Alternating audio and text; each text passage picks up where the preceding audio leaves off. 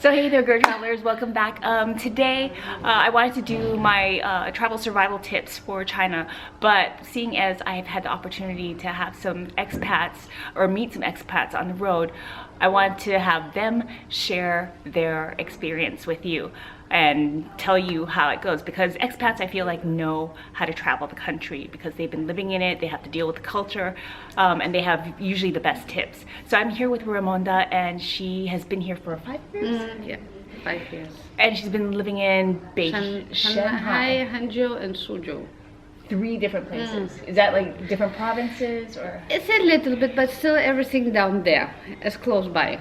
Close by means when you can reach by train by 30 minutes to 1 hour, it's close by. And you work here or you teach? Yes, I came to China for the job and I keep doing different type of jobs. What's one of your biggest tips for planning a trip to China? Because China is a huge country. The biggest issue is we need to get aware that the country is very big. Country is very different because each province has their own thing. But the biggest issue about the traveling, be aware that this is a language barrier.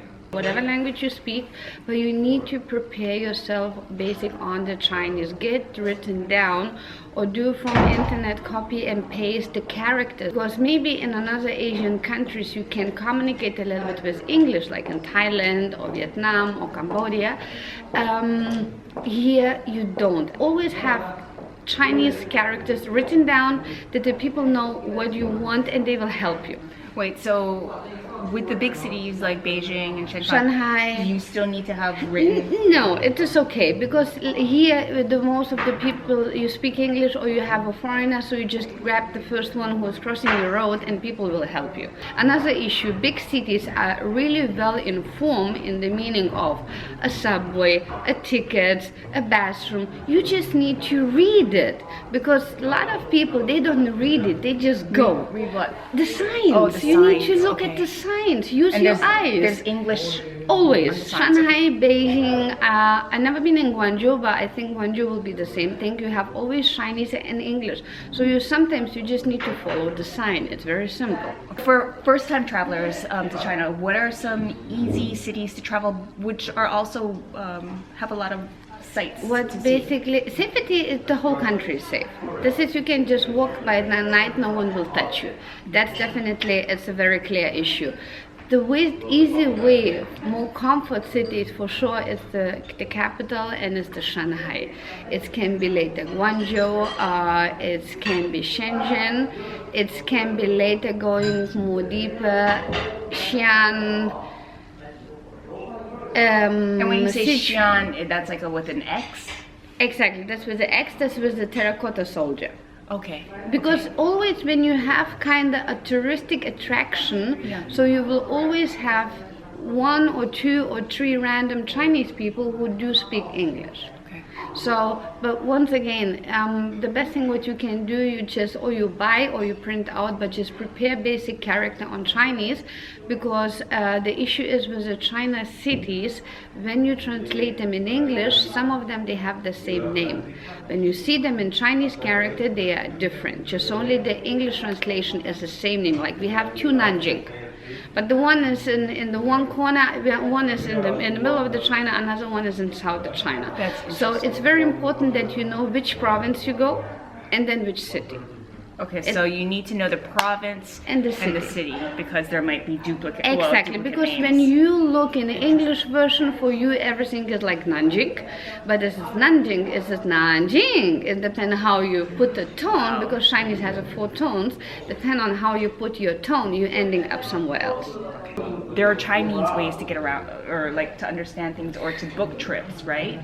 The thing is like to approach it from like Expedia.com or Kayak, or the best for China, like this official official is a Sea Trip.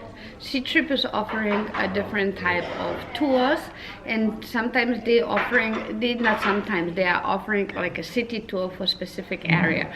So you can go on this too. So you have already like a reference point when you make a basic planning, that you know where you're landing, that you know where you're going, and maybe in one city you just don't want to be alone and you just gather with the people, so you can use Sea Trip. Meetup.com as well is running in basically in several Chinese cities. They are having groups, and groups are doing things. Yeah, we have that in the United States. Internations.org. Internations, you know Internations? Internations? Internations.org. It's an expat community worldwide. They are coming from Germany, but they're covering the biggest cities worldwide. So I think in China they are 6 or 7 cities. So they have the community too, and you can gather with the people too and do some things if you don't want to be on your own. Getting around, what are the ways to get around, or the easiest ways for a first-time traveler to get around? If you came here, easy way is a train. If not the train, it will be the bus. If it's not the bus, so you can then try to arrange a car, or you take a cab. Okay, and you can book these all through... It's again, Sea Trip you can book. Okay. Sea Trip is offering a lot of things.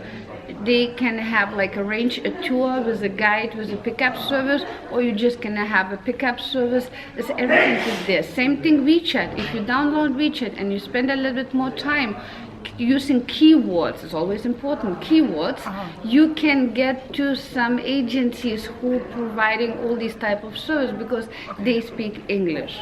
So I'm getting the idea that even though we are kind of like on a press trip that is kind of being put together by Sea Trip, I am getting the idea that Sea Trip is kind of like very big in China, and the way that people kind of book things, and so it's like a trusted site, right? Yeah, it's like in Europe, everyone looks to eDreams. Okay. Okay. And like so for here, the United States, we do like Orbitz and Expedia. Exactly. WeChat. Tell me about WeChat. And WeChat what is its everything. capability is. WeChat is everything. You don't have WeChat, you are lost in China. You need to have WeChat. It's like a social media, a messaging app, a PayPal type of app where you can pay for things, and what else? A lot of things. You can buy, you can sell, you can transfer money.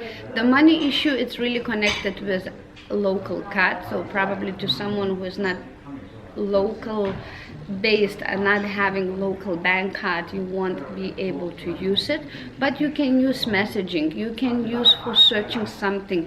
If you get to know people, the first thing what they will ask you, do you have WeChat? Because the whole communication goes over WeChat. Chatting is free, or it's everything free as long as you have a Chinese SIM that you can. Yes. Okay. Or you're running behind the Wi-Fi for to have. What are some quick tips about food and health?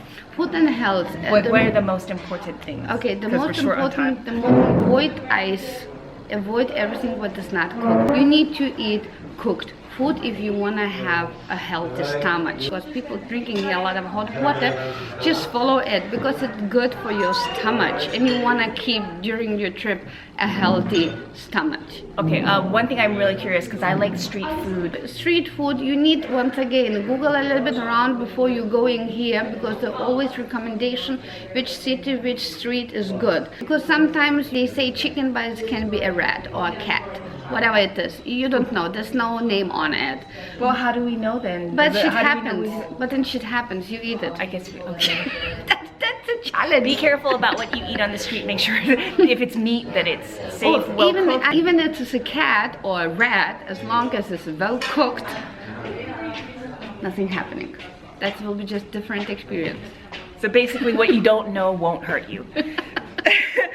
Cultural tip, it's always be polite and respectful, because here a lot of things going on in a different way, but they're still happening, and they have the reason why they are happening in the way they are happening. It means don't conflict with the people. It's very important issue, face losing. So never blame another Chinese in front as a Chinese. If you wanna something happening, so talk face to face, but never blame a Chinese person in front of other people. This is totally no-go. You will get a red card in the country and you can leave now. Okay, yes, losing face is a very Asian type of culture. it's basically you don't want the other person to feel shame in front of other people or expose them in front of other people, and if you do, everything can go downhill from that. Last tip is, where can people go to the toilet? Toilet, always find the follow the toilet. sign. I say follow the sign, the woman and the man sign. You can get it in the airport. You can have it in the markets. It's a local vegetable market. It has a bathroom. Supermall has a bathroom. You can find basically a lot of bathroom, including in Beijing. You can find a lot of local bathroom, which means they are somewhere between the living areas. You just need to like have the metro, right? in the metro platform. They has a two bathroom too. So you just follow the sign or ask someone and they will show you. Okay, and then always be prepared for a squat toilet, because I've not seen any Western toilets around, right? Exactly, and be ready. This is a hole in the ground. So another issue, you need always to have a tissue and a wet tissue with you, because this doesn't exist. Okay. And that's it. And you need to go. Yeah, I need to go. I'm so sorry. I'm just like, I'm getting the cue to go. So thank you, Raimonda. I really appreciate your being here and sharing your tips for us. Thanks to be here. Welcome to China. Thank you very much. So here we have from Raimonda travel survival tips for surviving China, and hopefully that was helpful for you. Please give us a thumbs up, subscribe to this channel if you haven't subscribed yet. Subscribe. If you have any other questions, please leave them down in the comments below. And until then, travel safe, smart, and fun. We will see you in China, and may the GRRR be with you. Subscribe. Subscribe.